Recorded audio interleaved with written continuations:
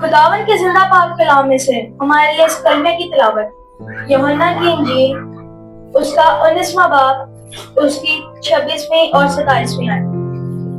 یسوع نے اپنی ماں اور اس شاگرد کو جس سے محبت رکھتا تھا پاس کھڑے دیکھ کر ماں سے کہا کہ اے عورت دیکھ تیرا بیٹا یہ ہے۔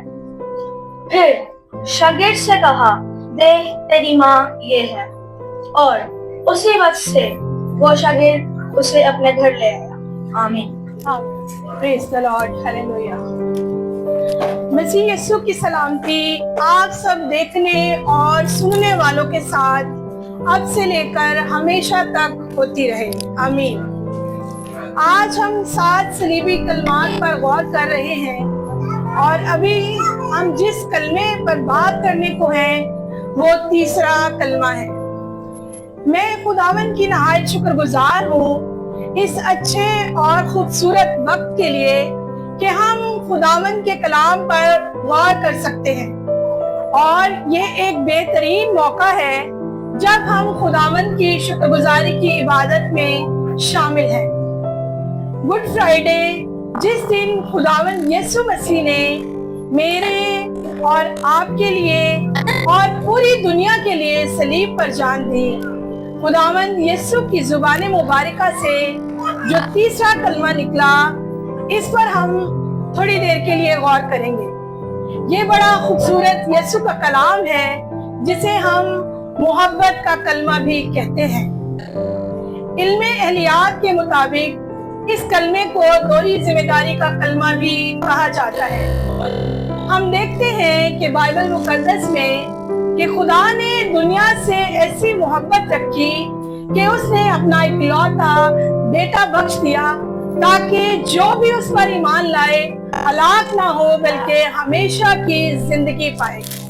تو اسی طرح جب ہم مسیح کی محبت پر غور کرتے ہیں تو دیکھتے ہیں کہ خدا کی زندگی بے عیب تھی، پر چونکہ وہ بنی آدم سے پیار کرتا ہے اسی لیے اس نے نسل انسانی کے لیے یعنی میرے اور آپ کے گناہوں کو اٹھایا اور صلیب پر جان دے دی۔ یوحنا کی انجیل اس کا 19 باب اس کی 26 اور 27 آیت میں یوں مرقوم ہے، جب یسوع نے اپنی ماں اور اس کے شاگرد کو جس سے وہ محبت رکھتا تھا پاس کھڑے دیکھ کر ماں سے کہا اے عورت دیکھ تیرا بیٹا یہ ہے۔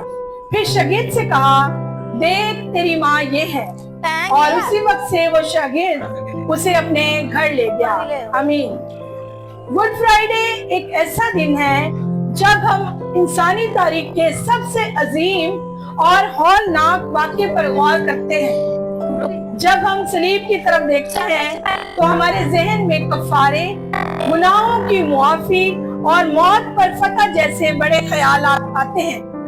ہم سوچتے ہیں کہ خدا کے بیٹے نے پوری دنیا کا بوجھ اپنے کندھوں پر اٹھا لیا، لیکن یوحنا کی انجیل میں اس عظیم واقعے کے درمیان یسوع کی نظریں زمین پر جھکتی ہیں۔ کائنات کو بچانے کے اس عظیم مشن کے دوران یسوع ایک لمحے کے لیے رکتے ہیں تاکہ ایک غمزدہ ماں اور ایک وفادار دوست کی خبرگیری کریں۔ وہ صلیب کی اذیت میں بھی نہیں بھولتے کہ ایک بیوہ ماں کو سہارے کی ضرورت ہے، اور وہ اسی فکر میں ہے۔ تقریباً تیسرا کلمہ دوپہر کے وقت مسیح کے زبان مبارکہ سے نکلا، جب تمام جسم کا خون بہہ چکا تھا، ہاتھ اور پاؤں نیلے پڑ چکے تھے، اور ماں اپنے لگتے جگر کو اس جان کنی کی حالت میں دیکھ رہی تھی۔ تمام شاگرد اور حواری ڈر اور خوف سے بھاگ چکے تھے۔ چند ایک عورتیں جس میں مریم مگدلینی اور سلومی شامل تھی صلیب کے پاس موجود تھی۔ یوحنا جو پیارا شاگرد اور سب سے زیادہ حلیم، فروتن، عزیز اور جوان سال تھا، ہم نے اسے بھی صلیب کے پاس دیکھا۔ مسیح خداوند نے جب اپنی ماں کو اور ماں نے اپنے بیٹے کو دیکھا تو جو کیفیت اس وقت دونوں پر گزری اس کا اندازہ لگانا مشکل اور محال ہے۔ इस कलमा में जिस्मानी माँ की मोहब्बत दिखाई देती है कि वो माँ मुकद्दसा मरियम जो अपने पेलौठे को देखकर जिया करती थी, वो सामने खड़ी है और उसे इजाजत ना थी कि वो उसके आंसू पोंछे या उसका बहता हुआ खून साफ करे या फिर एक गिलास पानी से उसकी प्यास को बुझा सके। जब सर पर कांटों के ताज को देखती है, पसली में भाला मारा जाता है, तो एक बेबस और लाचार माँ एक जबरदस्त रूमी हुकूमत और संगदिल यहूद के सामने बेसुध खड़ी है। मोहब्बत और सब्र की इंतहा ये है कि माँ और बेटे दोनों ने किसी तौर पर नफरत का इजहार नहीं किया, अपने मलाल और दुख को अपने सीने में दबाए रखा, अल्फाज नफरीन से अपने लबों को दागदार ना किए। सोचिए, जब हम तकलीफ में होते हैं तो हमारा रवैया कैसा होता है। जब हम दर्द और परेशानी या बीमारी हमें घेर लेती है तो हम सिर्फ अपनी जात तक महदूद हो जाते हैं। हम चाहते हैं कि सब हमारी फिक्र करें, लेकिन यीशु मसीह जो कीलों से जड़े हुए थे और उनका सांस लेना भी मुहाल था, अपनी तकलीफ से बाहर निकलकर दूसरों की जरूरत को देखते हैं। वो अपनी माँ को देखते हैं। वो जानते हैं इस वक्त के मुआशरे में एक माँ के लिए बेटे को खो देना, इसका मतलब ना सिर्फ जज्बाती सदमा था बल्कि मुआशी बेबसी और तन्हाई भी थी। यीशु की ये बात हमें सिखाती है कि खुदा का दिल कितना बड़ा है। खुदावन यीशु मसीह के ये अल्फाज वालिदैन की इज्जत का एक बेहतरीन नमूना है।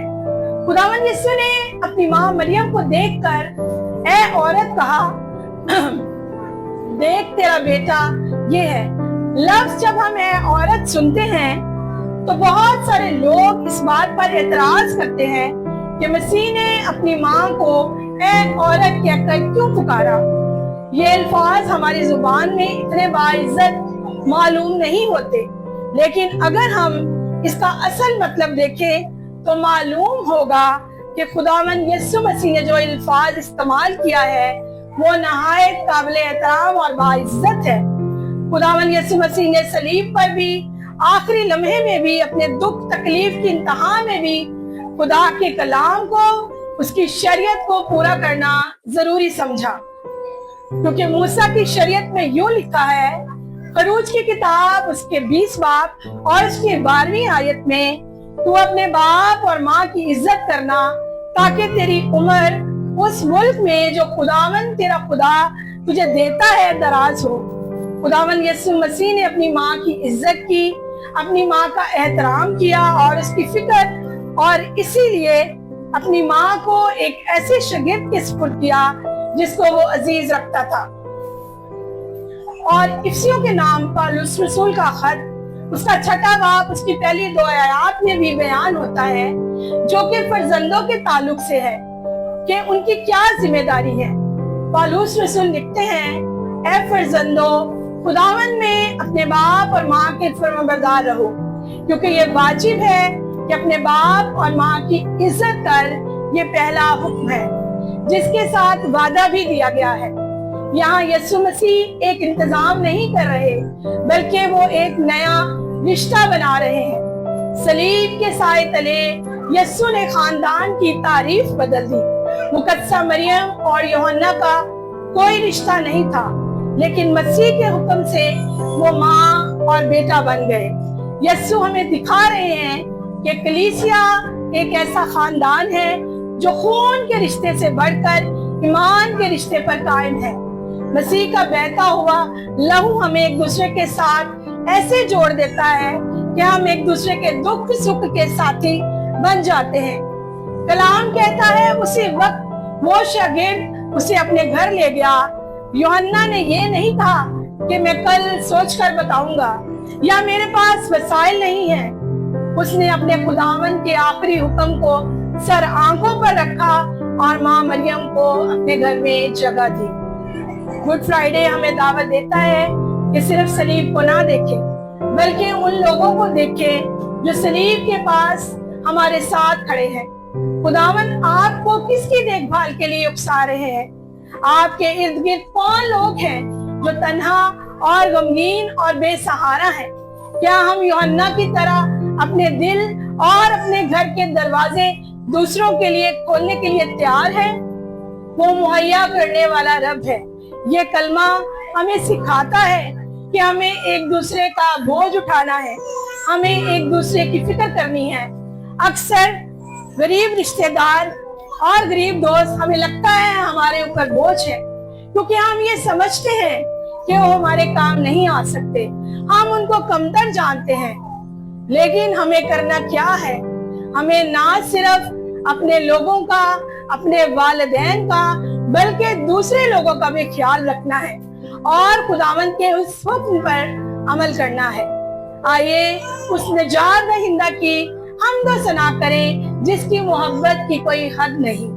खुदावंद इस ख्याल के वसीला से मुझे और आपको बरकत बख्शे। आमीन।